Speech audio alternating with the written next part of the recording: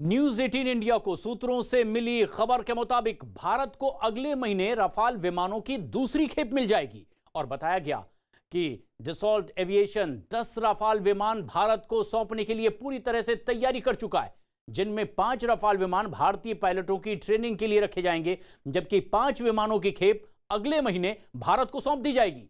और भारत को और 5 रफाल विमान मिलते ही भारतीय वायुसेना की ताकत पहले से और ज्यादा बढ़ जाएगी, जो चीन को धूल चटाने के लिए काफी होगी।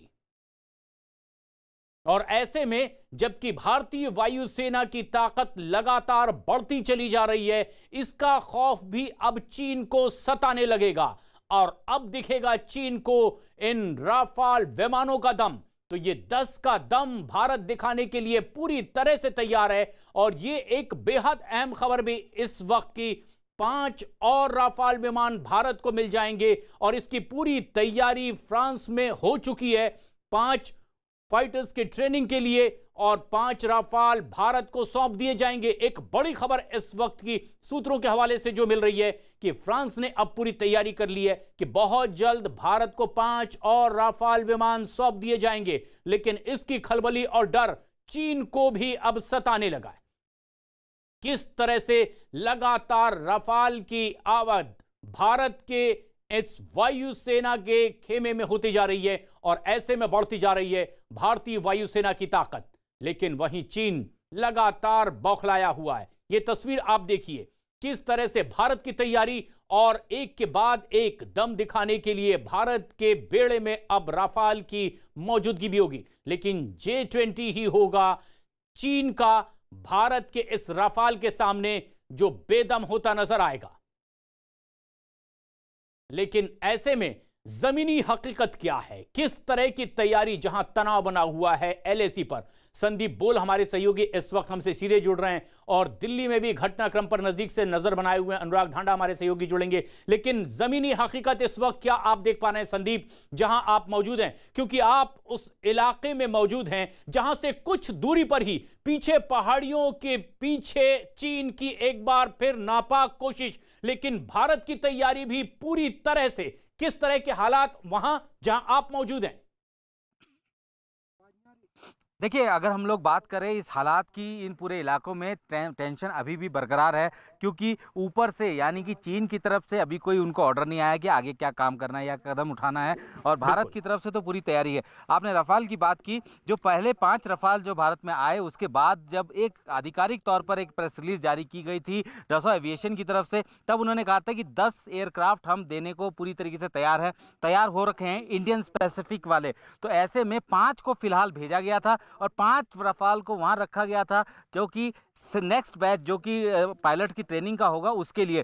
अब बताया जा रहा है कि अगले महीने तक 4 से 5 रफाल भारतीय जमीन पर आ सकते हैं, उतर सकते हैं। हालांकि अभी तक भारतीय वायुसेना की तरफ से इसकी आधिकारिक पुष्टि नहीं की गई है कि कितने रफाल विमान जो है अब आने वाले समय में आएगा, लेकिन एक टाइम लिमिट जरूर तय की गई थी। उसी टाइम लिमिट के तहत जो है ये जो रफाल विमान है वो भारतीय वायुसेना में शामिल होते रहेंगे। इंडक्शन हो चुका है। 2 अलग अलग जो है जगह पे इनको तैनात किया जाएगा। पहला स्क्वाड्रन अंबाला में है, जहां से चीन और पाकिस्तान दोनों से निपट सकता है, तो दूसरा जो है हाशिमारा, जिससे वो चीन का पूरा ईस्टर्न सेक्टर में देखेगा।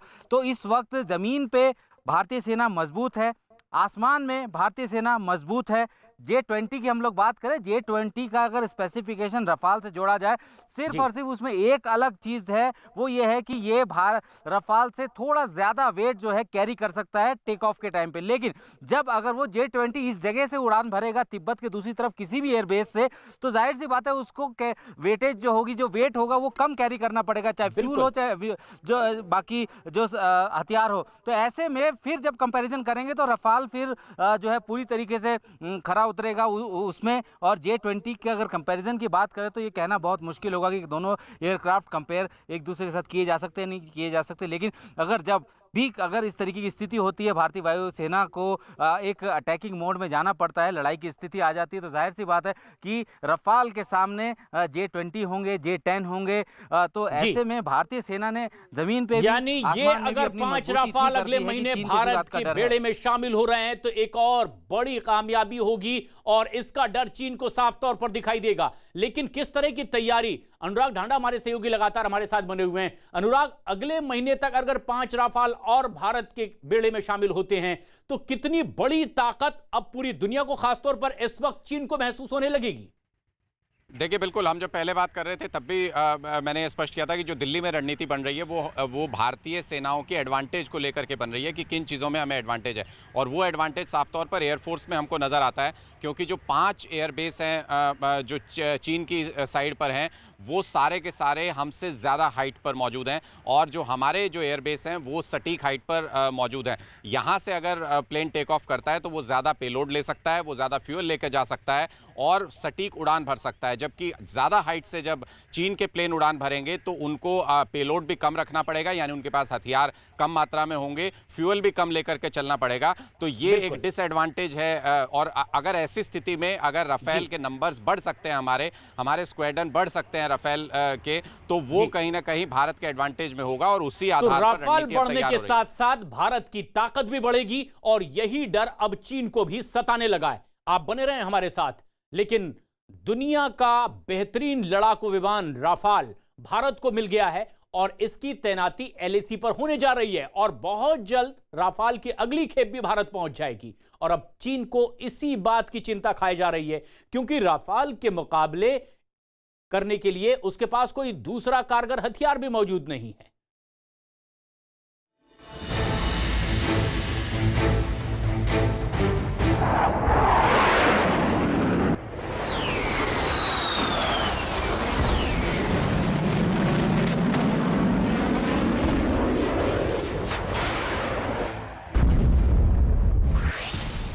भारत का वायुवीर चीन पर भारी।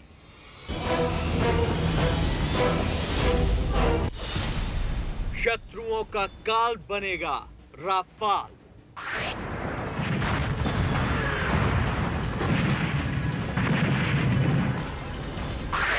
GPU 49.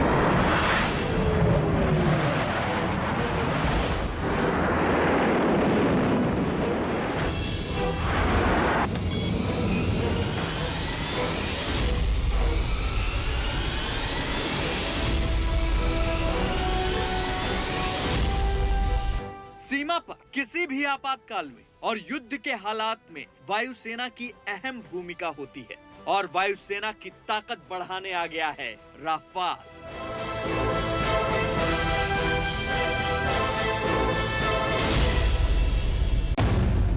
राफाल एक ऐसा वायुवीर है जिसकी गड़गड़ाहट और जिसकी तकनीक ने चीन के होश उड़ा दिए हैं। चीन ने 2.5 महीने से एलएसी पर डेरा डाल रखा है, और इस 2.5 महीने में भारत ने चीन से मुकाबले की मुकम्मल तैयारी कर ली है। राफाल का पहला बेड़ा हरियाणा के अंबाला और पश्चिम बंगाल के हासीमारा में तैनात हो रहा है। इस तैनाती से भी चीन के होश उड़े हुए हैं, क्योंकि इन दोनों जगहों पर राफाल की मौजूदगी का मतलब है पूरे एलएसी पर चीन का हर एयरबेस अब हिंदुस्तान के निशाने पर रहेगा।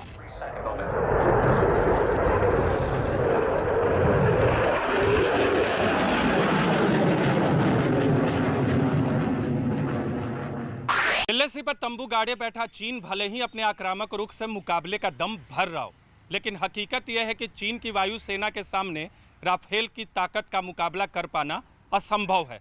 और खास बात यह है कि चीन की वायुसेना के पास राफेल जैसे विध्वंसक विमान का सामना करने के लिए कोई विमान नहीं, और इसीलिए चीन की चिंता बढ़ गई है, क्योंकि एलएसी के नजदीक राफेल की तैनाती होने वाली है। राफाल फ्रांसीसी कंपनी दसों एविएशन का बनाया 2 इंजन वाला मल्टी रोल कॉम्बैट एयरक्राफ्ट है। राफाल का कुल वजन 24,500 किलोग्राम है। इसकी टॉप स्पीड है 2,223 किलोमीटर प्रति घंटा। ये विमान एक बार में 3,700 किलोमीटर की उड़ान भर सकता है। राफाल अपने साथ 9,500 किलोग्राम तक के हथियार ले जा सकता है। इस विध्वंसक विमान में हवा से हवा में मार करने वाली मिका, IREM और मैजिक सेकंड मिसाइल लगाई जा सकती हैं। इसके अलावा हवा से जमीन पर मार करने वाली ABDA Apache, scalp EG, GBU-12 और MSMP न्यूक्लियर मिसाइल भी इस विमान से दागी जा सकती है। रफाल कुल 4 मिसाइल एक साथ ले जा सकता है और इसके अलावा इस विमान पर 2 मशीन गन भी लगी हैं।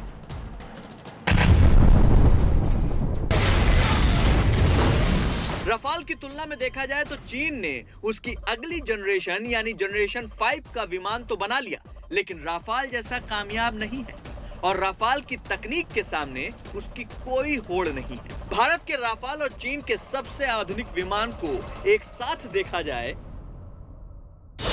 तो राफाल और चीन के J-20 की तुलना की जाए तो राफाल एक बार में 3700 किलोमीटर की उड़ान भर सकता है, जबकि चीन का J-20 1200 किलोमीटर की उड़ान भर सकता है, जिसे जरूरत पड़ने पर 2700 किलोमीटर तक बढ़ाया जा सकता है। राफाल की रफ्तार 2223 किलोमीटर प्रति घंटा, जबकि J-20 की रफ्तार 2130 किलोमीटर प्रति घंटा है। राफाल और J-20 दोनों में ही 4 मिसाइलें लगी होती हैं, लेकिन राफाल में मिटियोर और स्कैल्प मिसाइल लगी है, तो J-20 में PL-15 और PL-20 मिसाइल लगी हुई है। राफाल को 4.5 जनरेशन का फाइटर जेट माना जाता है, जबकि चीन के J-20 को 5th जनरेशन फाइटर जेट माना जाता है। राफाल और J-20 दोनों को ही राडार पकड़ नहीं सकते। राफाल एक मंजा हुआ बिल्कुल एक तरह से कहा जाए तो एक एडवांस्ड फाइटर जेट है जो हर उस प्रक्रिया से गुजर चुका है जहां उसको दिक्कतें आई और उसको फ्रेंच लोगों ने सॉर्ट आउट किया है। तो it is an operational fighter which is deployable with all its weapon complements. चीन को जब से भारत के लड़ाकू बेड़े में राफाल के शामिल होने की खबर मिली है, उसने अपने विमान बनाने के कारखाने को 24 घंटे काम पर लगा दिया है। अब चीन J-20 चेंगडू से आगे नया लड़ाकू विमान बनाने जा रहा है। यह विमान है J-20B। चीन ने J-20 चेंगडू को अपग्रेड करके J-20B विमान बनाने का काम शुरू कर दिया है। चीन ने J-20B विमान बनाने का काम बड़े पैमाने पर और तेजी से शुरू किया है। चीन का दावा है कि J-20B पूरी तरह 5वीं जनरेशन का विमान होगा। J-20 ऑपरेशनलाइज होने में कम से कम 5 से 7 साल कहीं नहीं गया है। मास प्रोडक्शन शुरू कर रहा है वो इसीलिए शुरू कर रहा है क्योंकि उसके जो पुराने फाइटर्स हैं उनके लाइफ खत्म हो चुके हैं और उनके पास अभी पर्याप्त नंबर नहीं है। So number versus number game में वो अभी पीछे चल रहे हैं।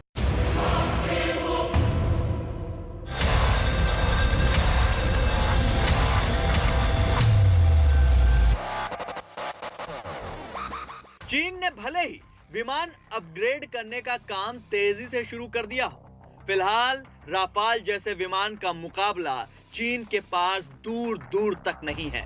राफाल इस समय आसमान का ऐसा वायुवीर है जिसे जीतना मुश्किल ही नहीं, नामुमकिन है।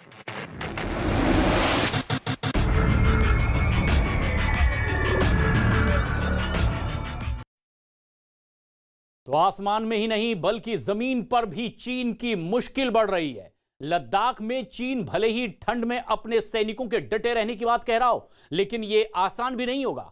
जबकि लद्दाख में LAC पर चीन को मुंहतोड़ जवाब देने के लिए भारतीय जवान पूरी तरह से तैयार हैं। हालांकि भारतीय फौज को आने वाले महीनों में बड़ी अब और कुदरत से लड़ाई भी लड़नी पड़ेगी, क्योंकि इसमें कई इलाके ऐसे भी हैं जहां दिसंबर और जनवरी में तो तापमान -30 से -40 तक पहुंच जाता है।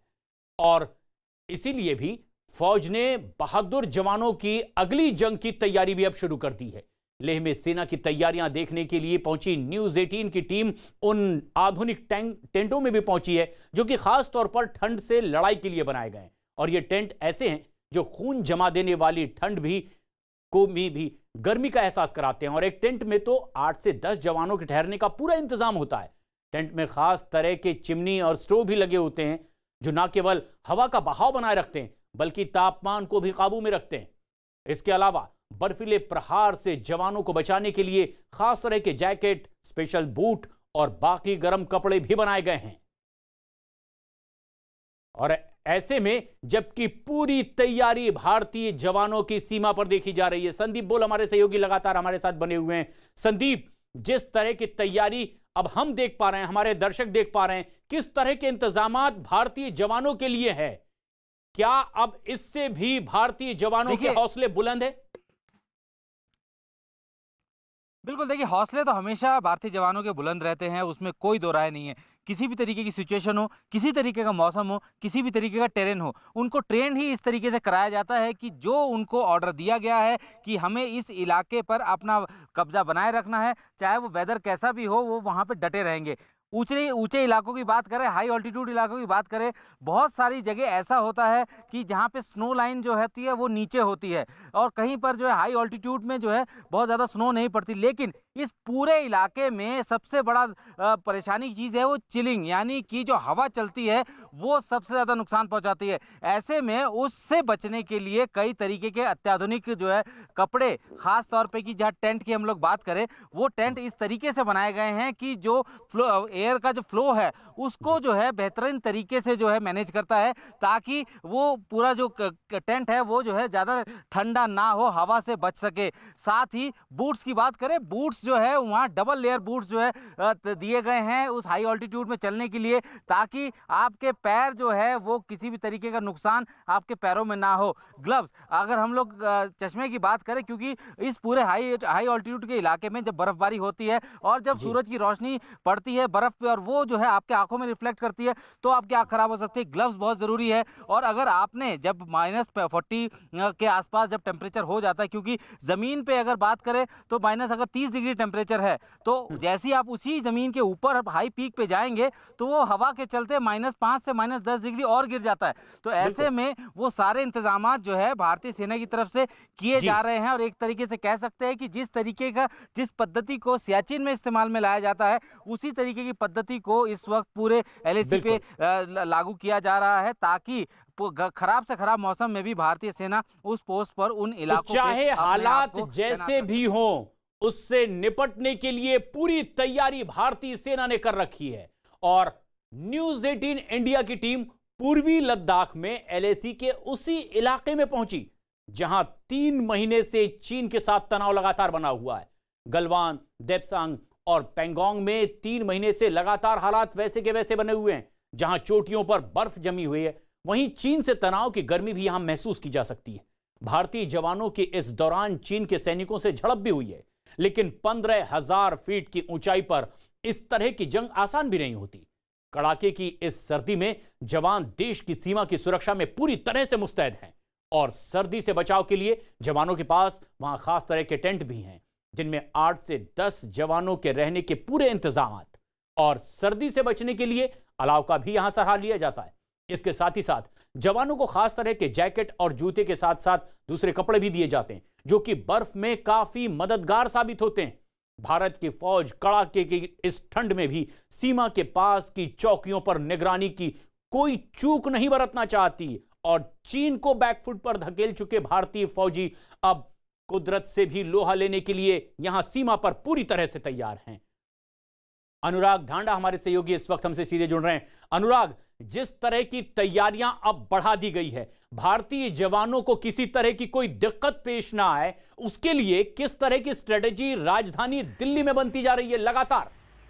देखिए, भारत की स्ट्रेटेजी जो है वो 2 फ्रंट पर है। हमको सिर्फ ये इंश्योर करना है कि हम ज़्यादा से ज़्यादा समय तक हमारे जवान जो हैं वहाँ पर टिके रह सकें, क्योंकि अब वहाँ पर टेम्परेचर गिरना शुरू होगा और वो -30 डिग्री तक, -40 डिग्री तक चला जाता है। भारत की सेना सियाचिन में इस तरीके के तापमान में, इस तरीके के माहौल में काम करती है।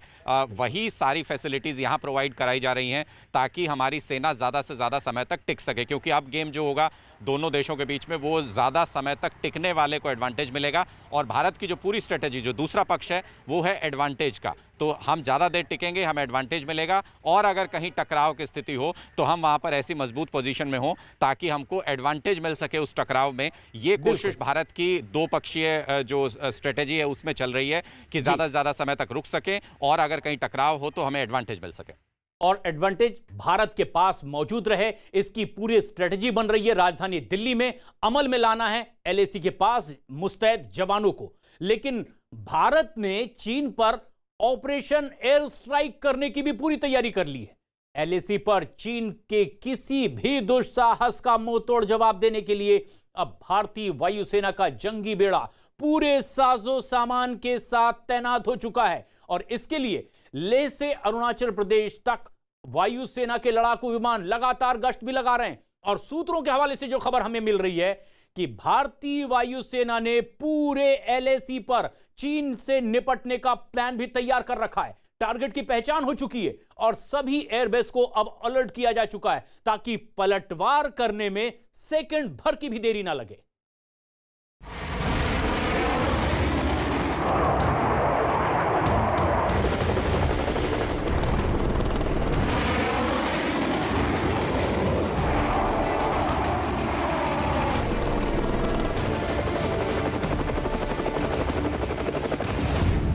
चीन के होश ठिकाने लगाने की पूरी तैयारी।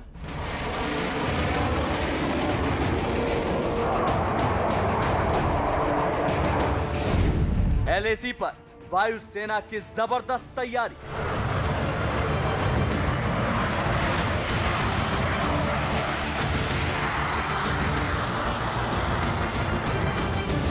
कोई भी दुस्साहस चीन पर पड़ेगा भारी।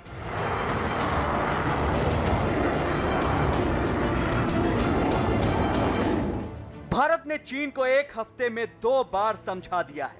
पहले रक्षा मंत्री राजनाथ सिंह और अब विदेश मंत्री एस जयशंकर ने चीन की आंखों में आंखें डालकर संदेश दे दिया है कि भारत शांति से बात करने के लिए तैयार है और विश्वासघात का जवाब देने के लिए भी तैयारी में कोई कोर कसर बाकी नहीं है। भारत की इसी तैयारी की झलक लेह में दिखाई दी, जहां आसमान में भारतीय वायुसेना के लड़ाकू विमानों की गर्जना तेज हो गई है।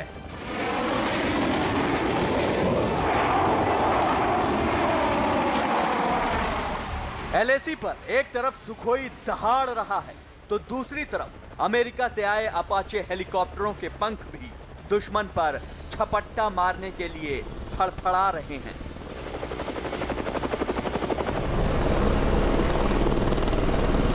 ये सारी तैयारी सिर्फ इसलिए क्योंकि एलएसी पर बीते 4 महीने में चीन की हरकतों से ये साफ हो चुका है कि वो भरोसे के लायक नहीं है। 4 दिन पहले पेंगोंग झील के दक्षिणी हिस्से पर चीन की खिसियाई सेना ने हवा में जो गोलियां चलाई, उसके बाद से ही भारतीय वायुसेना ने सीमा पर 24 घंटे की हवाई गश्त तेज कर दी है। लगातार 2 दिन से जो है लेह के आसमान में जो फाइटर एक्टिविटीज़ है वो बढ़ गई है। आप देख सकते हैं कि ये सुखोई है वो लगातार उड़ान भर रहे हैं। 2 दिन से जो है फ्रीक्वेंसी बढ़ी है। इससे पहले बहुत ज़्यादा फ्रीक्वेंसी नहीं देखी जा रही थी पिछले 1 तारीख से, लेकिन 2 दिन से ही जो है पिछले 2 दिन से लगातार ये एक्टिविटी बढ़ी है। आप इस वक्त देख सकते हैं कि ये लेह की वो वैली है जिसमें लगातार जो है ये फाइटर एयरक्राफ्ट जो है भारतीय वायुसेना की वो उड़ान भर रहे हैं। कह सकते हैं कि जिस तरीके की स्थितियाँ इस वक्त बनी हुई है एलएसी पर और भारतीय वायुसेना किसी भी तरीके का कोई भी जोखिम या कोई भी लेना नहीं चाहती और कोई भी मौका जो है दूसरे देश की सेना को देना नहीं चाहती। ये तय है कि चीन की सेना ने अगर जंग छेड़ने का दुस्साहस किया तो उसका पहला सामना भारतीय वायुसेना से ही होगा। इसके लिए भारतीय वायुसेना ने पूरा प्लान तैयार कर लिया है कि चीन के हमलों को नाकाम करने के लिए क्या करना है और चीन की रीढ़ तोड़ने के लिए कहां और कितनी तेज वार करना है। रणनीति की भाषा में इसे एयरक्राफ्ट पैकेज कहा जाता है। इसके तहत वायुसेना में जितने भी तरह के लड़ाकू विमान हैं, उनकी भूमिका तय की जा चुकी है। जंग छिड़ने पर कौन सा लड़ाकू विमान किस एयरबेस से उड़ान भरेगा, इसकी पहचान भी हो चुकी है। एयरक्राफ्ट पैकेज में वायुसेना का पहला काम दुश्मन के राडार को ध्वस्त करना ही होता है। उसके लिए भी भारतीय वायुसेना ने पूरी तैयारी कर ली है। दुश्मन के मिसाइल डिफेंस सिस्टम को तहस नहस करने का प्लान भी तैयार है।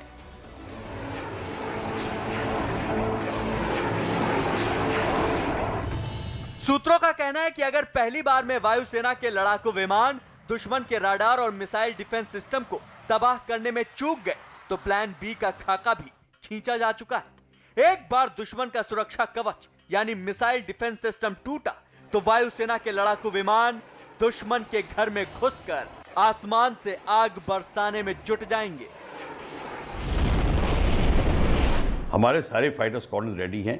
अब फाइटर स्क्वाड्रन की बात जब कर रहे हैं तो हमारे पास सुखोई 30, MKI, सुखोई 30, MiG-29, जैगवर्स, ये सारे MiG-21 बाइसन्स बचे हैं, वो जो अभी हैं। हमारे पास वो जहाज़ हैं, मिराज 2000 है।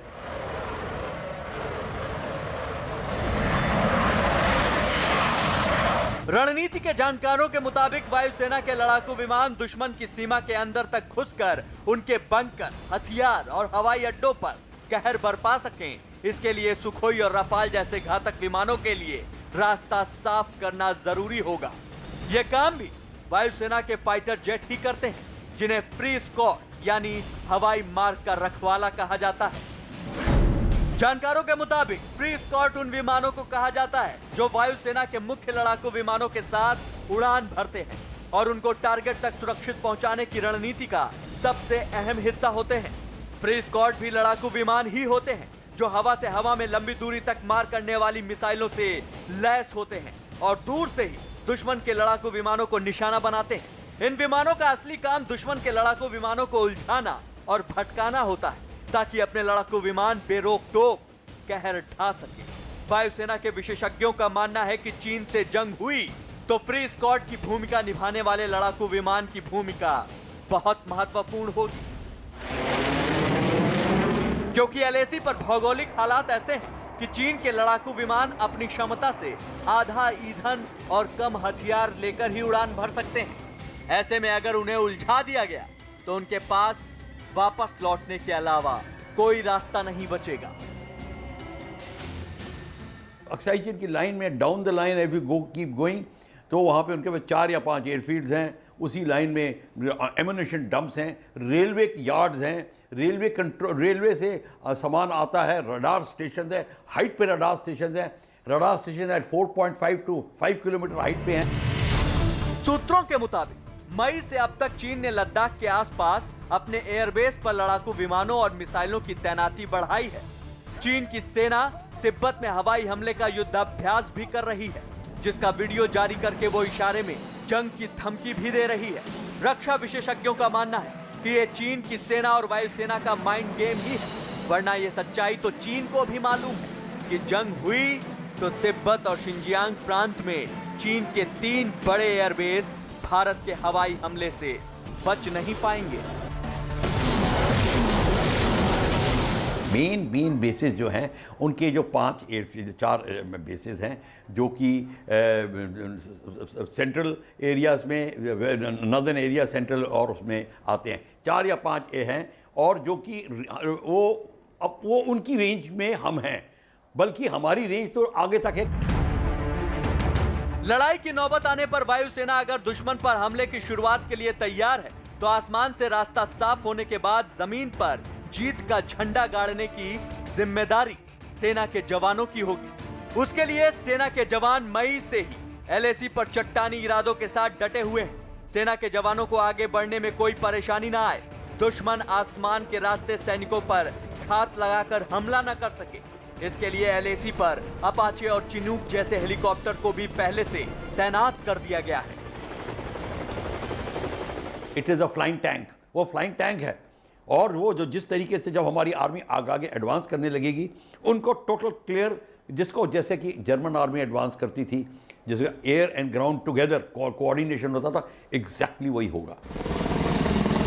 सूत्रों का कहना है कि सिर्फ लद्दाख में ही नहीं बल्कि पूरी LAC पर वायुसेना पूरे दमखम के साथ देश की सुरक्षा के लिए तैयार है।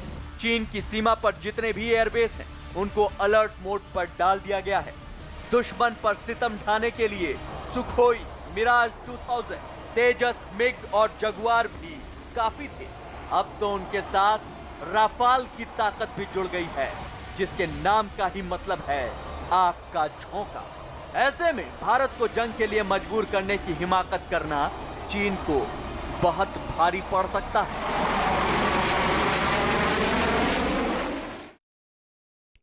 और भारत की इसी तैयारी से सहमा चीन लगातार बातचीत की पेशकश भी ऊपरी तौर पर करता रहता है, लेकिन बातचीत के बीच चीन की चालबाजी की तस्वीरें भी अब सामने आ रही है। और ये तस्वीरें आप जो देख रहे हैं, खबर है कि चीन ने पैंगोंग झील के नॉर्थ बैंक में फिंगर के पास जमावड़ा शुरू किया और बेस कैंप भी बनाए हैं।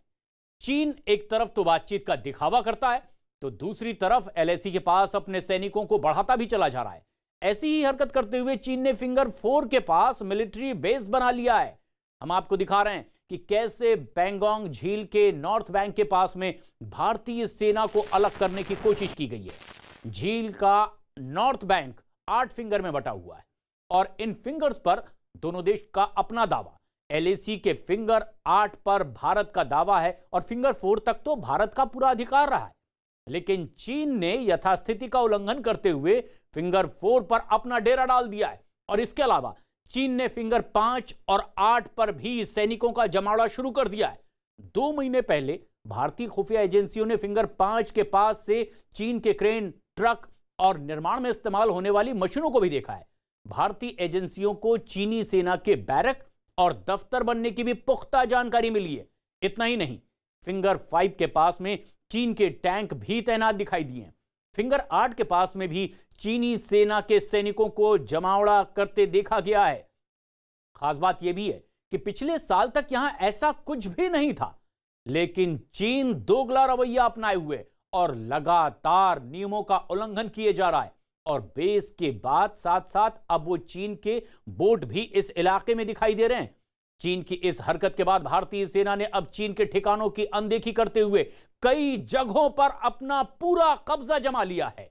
अब भारत ने साफ कर दिया है कि चीन या तो पीछे हटे या फिर इसका खामियाजा भुगतने के लिए वो तैयार हो जाए। और इस वक्त की एक और बड़ी खबर आ रही है, सुपर एक्सक्लूसिव खबर सिर्फ न्यूज 18 इंडिया पर। भारत की तरफ से पैंगोंग में चीन को धूल चटाने वाले तिब्बत के लड़ाकों से चीन अब डर गया है। डर के मारे चीन ने तिब्बत के लिए अपनी तिजोरी खोलने की शुरुआत की है। तिब्बत का पर अब चीन का अत्याचार किसी से छिपा नहीं है और ऐसे में अब तिब्बत का भारत की तरफ झुकना लाजमी भी माना जा रहा है। लेकिन तिब्बत के इसी फैसले से चीन घबराया हुआ है और तिब्बत को लुभाने के लिए चीन अब पैसों का सहारा ले रहा है, ताकि चीन अपने पैसों के दम पर तिब्बत में करोड़ों रुपए का इंफ्रास्ट्रक्चर मुहैया करवाकर उसे अपनी तरफ झुका सके। इस वक्त की सुपर एक्सक्लूसिव खबर, भारत तिब्बत की दोस्ती से डरा चीन। 一致决定构建 सख्ते में आए चीन ने तिब्बत के लिए खोली तिजोरी।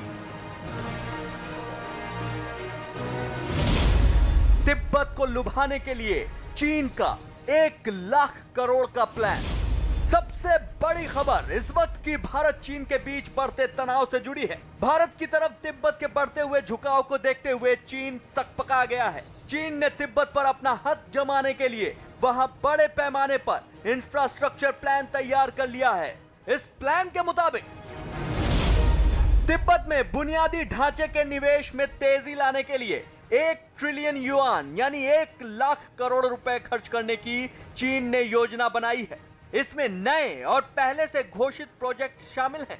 न्यूज 18 इंडिया को मिली एक्सक्लूसिव जानकारी के मुताबिक निर्माण योजनाओं में बुनियादी सुविधाओं समेत ऊंचाई वाले सिचुआन तिब्बत रेलवे लिंक के चुनौतीपूर्ण मिडिल सेक्शन को पूरा करना भी शामिल है। चीन की तरफ से तिब्बत पर पैसों की ये बारिश उसी डर का नतीजा है जो चीन को हाल ही में भारत से मिली मात के बाद से सता रहा है। दरअसल बीते 29-30 अगस्त की रात जब SFF के जवानों ने लद्दाख में पैंगोंग झील के दक्षिणी किनारे पर चीनी सेना की घुसपैठ की कोशिश को नाकाम किया, तो इसी ऑपरेशन के दौरान एक लैंडमाइन की चपेट में आने से कमांडो तेंजिंग नोइमा की मौत हो गई। तेंजिंग नोइमा स्पेशल फोर्स में तिब्बत का शरणार्थी था। तभी से चीनी मीडिया में खबर फैल गई कि तिब्बत की निर्वासित सरकार से भारत को सपोर्ट मिल रहा है और इसी खबर के बाद से चीन सख्ते में है। दरअसल स्पेशल फ्रंटियर फोर्स या कहें SFF तिब्बत में चीन के अत्याचार और जुल्मों का ही नतीजा है। तिब्बत में चीन की सख्ती से परेशान तिब्बत के जवानों की इस यूनिट को शुरुआती दौर में भारत और अमेरिका की फोर्सेज ने ट्रेन किया था। तिब्बत जिस पर चीन अपना दावा ठोकता है उसी तिब्बत के जवानों की स्पेशल फ्रंटियर फोर्स भारत के साथ मिलकर जंग के मैदान में चीन को धूल चटा रही है। असल में तिब्बत पर चीनी कब्जे के बाद वहां के लोग बड़ी संख्या में भारत आ गए। यहां आने वाले तिब्बत के लोगों की अगली पीढ़ियां SFF में भर्ती होने लगी। 1962 के भारत चीन युद्ध के बाद जनरल सुजान सिंह उबान ने इस रेजिमेंट का गठन किया था। इसमें उस वक्त सिर्फ तिब्बती नौजवान ही शामिल होते थे। इस रेजिमेंट ने 1971 में बांग्लादेश की लड़ाई में भी भारतीय सेना के साथ हिस्सा लिया था। हालांकि अब इस रेजिमेंट में तिब्बतियों के अलावा गोरखा समुदाय के जवान भी भर्ती होते हैं। तिब्बत के नौजवानों के भारत की सेना में शामिल होने की खबर सरेआम होने से चीन अब डर गया है। भारत की सीक्रेट यूनिट SFF को लेकर चीनी मीडिया में काफी चर्चा है। चीनी अखबार ग्लोबल टाइम्स के मुताबिक विदेशी मीडिया में भी अचानक से भारत की SFF और तिब्बत की निर्वासित सरकार से भारत को मिल रहे सपोर्ट को बढ़ा चढ़ाकर पेश किया जा रहा है। वहीं चीन की विदेश मंत्रालय की प्रवक्ता हुआ चुनयिंग ने कहा, चीन तिब्बत में अलगाववादी ताकतों को किसी भी रूप में बढ़ावा देने का सख्ती से विरोध करता है।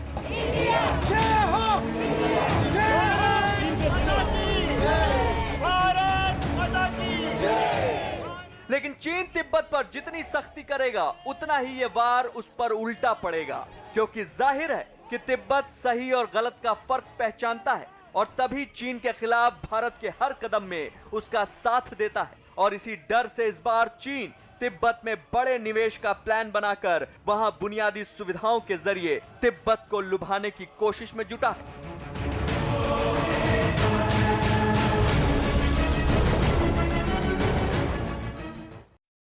और एक बड़ी खबर इस वक्त आ रही है लद्दाख से। चीन भले ही LAC पर चल रहे टकराव को कम करने के लिए बातचीत की पेशकश कर रहा हो, लेकिन चीन की सेना पीठ में छुरा घोंपने की पूरी तैयारी भी कर रही है। 1962 में भी चीन ने भारत के साथ इसी तरह की हरकत की थी और एक बार फिर से LAC के उस पार चीन की सेना लगातार युद्ध की तैयारियों में जुटी हुई है। मॉस्को में दोनों देशों के विदेश मंत्री सीमा पर तनाव घटाने के लिए सहमत भी हुए, लेकिन हकीकत यह है कि LAC के उस पार चीन लगातार सैनिकों का जमावड़ा अपना बढ़ाता चला जा रहा है। सैनिकों के साथ साथ चीन अत्याधुनिक टैंक और ट्रक पर तैनात तो भी सीमा पर तैनात कर रहा है। चीन की तरफ से रात में भी सीमा पर इस तरह के सैन्य अभ्यास किए जा रहे हैं और चीन की सेना रात में इस तरह से गोलाबारी कर रही है मानो यहां युद्ध जैसे हालात बन गए हों। और इसकी तैयारी लगातार देखी जा सकती है कि किस तरह से चीन की सेना उस पार अपनी तैयारियों को और ज्यादा तेज किए हुए है और इसका ही जवाब देने के लिए भारतीय सेना भी पूरी तरह से तैयार है।